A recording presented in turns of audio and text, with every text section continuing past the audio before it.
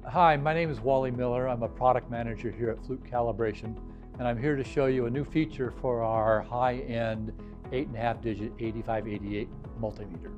In the past, one of the real common features that folks have done with these meters is they're trying to zero or null a voltage. And we've always had this nice digital display, and people can work with it, but it isn't as easy as the new method I'm going to show you. So if I wanted to null this voltage to zero, I've got a new screen that's called a Null Meter, and it allows me to see an analog dial on the screen and help me tune this value to zero. Right now it looks at zero, looks pretty good, but as I start zooming in, I'll actually start seeing that I'm not off of zero. And so here I'm going to try to bring it closer to zero. I'm adjusting the source now, and I'm getting into zero. That looks very good, but let me zoom in again, and yet one more time.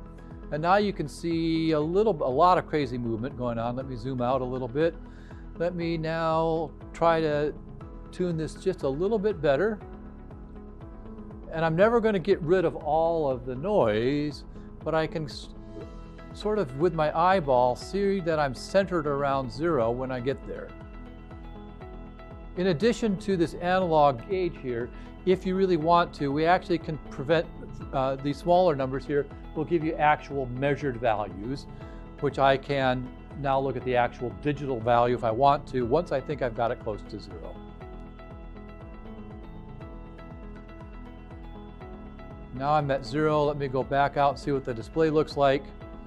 I can see all that noise, and if I was trying to tune this in here with the digital screen, it would be much more challenging. For more information on this feature and other information on the 8588, please visit fluke.com.